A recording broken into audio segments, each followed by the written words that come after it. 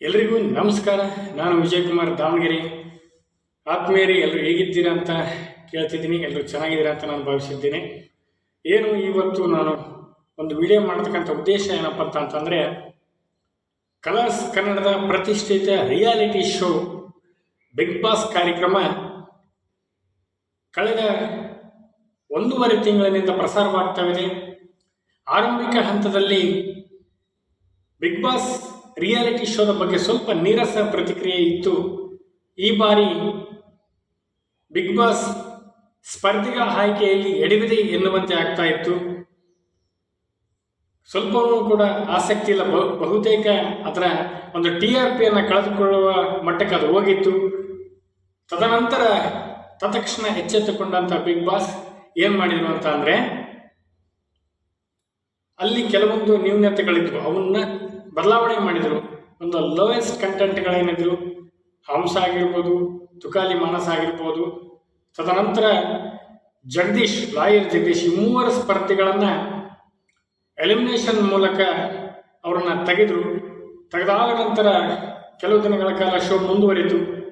Big boss ವೀಕ್ಷಕರ ಸಂಖ್ಯೆ, ಅದರ ಒಂದು ಏನಂತಾರೆ ಅದಕ್ಕೆ ಹೆಸರನ್ನು, ಮಾನ್ಯತೆಯನ್ನು ಕಳ್ಕೊಳ್ತಕ್ಕಂಥ ಒಂದು ಪರಿಸ್ಥಿತಿ ಬಂದಾಗ, ನಮ್ಮ ಉತ್ತರ ಕರ್ನಾಟಕದ ಯುವ ಪ್ರತಿಭೆ, ಬಹುಮುಖ ಪ್ರತಿಭೆಯಾದಂಥ ಹನುಮಂತ ಆ ಕಾರ್ಯಕ್ರಮಕ್ಕೆ ವೈಲ್ಡ್ ಕಾರ್ಡ್ ಎಂಟ್ರಿ ಮೂಲಕ ಬಂದರು. ಅದಾದ ನಂತರ ಅಲ್ಲಿನ ವಾತಾವರಣವೇ ಬದಲಾಯಿತು. ದಿನನಿತ್ಯ ನಡೀತಿದ್ದಂಥ ಗಲಾಟೆಗಳು, ತರಲೆಗಳು, ವೈಮನಸ್ಸುಗಳು ದೂರ ಆಗ್ತಾ ಹೋದವು.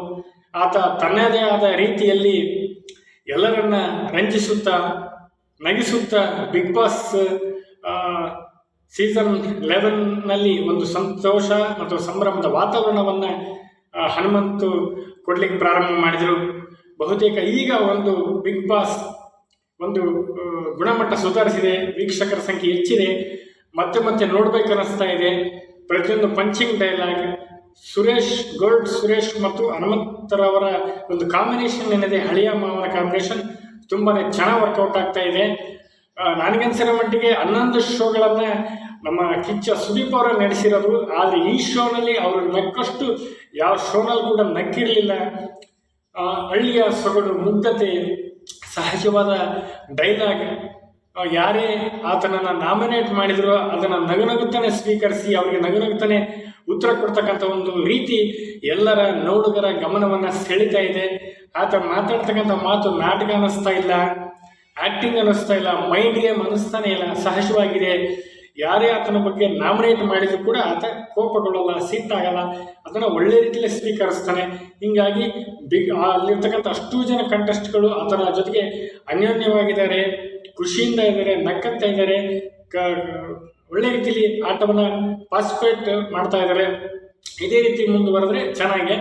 ಬಹುತೇಕ ಸೀಸನ್ 11 ಬಿಗ್ ಬಾಸ್ ಸೀಸನ್ 11 ಈ ಒಂದು ಕಾರ್ಯಕ್ರಮದ ವಿನ್ನರ್ ಅಥವಾ ರನ್ನರ್ ಅಪ್ ಅಂತ ನಾವು ಹನುಮಂತ ಅವ್ರನ್ನ ಭಾವಿಸ್ಬೋದು. ಬಿಗ್ ಬಾಸ್ನಲ್ಲಿ ಗೆಲ್ಲಬಹುದು ಅಥವಾ ರನ್ನರ್ ಅಪ್ ಕೂಡ ಆಗ್ಬೋದು. ಕಳೆದ ಸೀಸನ್ನಲ್ಲಿ ನಾವು ಡ್ರೋನ್ ಪ್ರತಾಪ್ ಗೆಲ್ತಾರೆ ಅಂದ್ಕೊಂಡಿದ್ವಿ. ಕೊನೆಯ ಗಳಿಗೆಯಲ್ಲಿ ಕಾರ್ತಿಕ್ ಮಹೇಶ್ ಅವರು ಗೆದ್ರು, ಡ್ರೋನ್ ಪ್ರತಾಪ್ ಕೂಡ ರನ್ನರ್ ಅಪ್ ಆದರು. ಈ ರೀತಿಯ ಒಂದು ಬೆಳವಣಿಗೆ ಸೀಸನ್ 11ನಲ್ಲಿ ನಡೆದರೆ ಆಶ್ಚರ್ಯ ಇಲ್ಲ. ಬಹುತೇಕ ಸೀಸನ್ 11ನ ವಿನ್ನರ್ ಅಥವಾ ರನ್ನರ್ ಅಪ್ ನಮ್ಮ ಉತ್ತರ ಕರ್ನಾಟಕದ ಹಾವೇರಿಯ ಯುವ ಪ್ರತಿಭೆ ಹನುಮಂತರವರೇ ಆಗ್ತಾರೆ ಹೇಳೋದ್ರಲ್ಲಿ ಯಾವುದೇ ಸಂದೇಹವಿಲ್ಲ. ಇದೇ ರೀತಿ ನುಳಿದ ದಿನಗಳು ಕಾರ್ಯಕ್ರಮ ಮುಂದುವರಲಿ. ಎಲ್ಲರೂ ನಗನಗತ ಖುಷಿಯಿಂದ ಆಟವನ್ನು ಆಡಲಿ. ವೈಮನಸ್ಸಿಂದ ಜಗಳ ಮಾಡೋದು, ಕಿತ್ತಾಡೋದು, ಒಡೆದಾಡೋದು ಉಪಯೋಗ ಇಲ್ಲ. ಯಾಕಂದರೆ ಈ ಕಾರ್ಯಕ್ರಮವನ್ನು ಲಕ್ಷಾಂತರ ಕೋಟ್ಯಾಂತರ ಜನರು ನೋಡ್ತಿದ್ದಾರೆ. ಅವ್ರು ಯಾರಿಗೂ ಬೇಸರ ಆಗೋ ರೀತಿಯಲ್ಲಿ ಈ ಕಾರ್ಯಕ್ರಮ ಮುಂದುವರಿಲಿ. ಯಾವುದೇ ಕಾರಣಕ್ಕೂ ಬಿಗ್ ಬಾಸ್ ಸೀಸನ್ 11ಇಂದ ಹನುಮಂತರವರನ್ನ ನಾಮಿನೇಷನ್ ಮಾಡಕ್ಕಂಥ ಒಂದು ಕೆಲಸಕ್ಕೆ ಕೈ ಹಾಕಬೇಡ್ರಿ.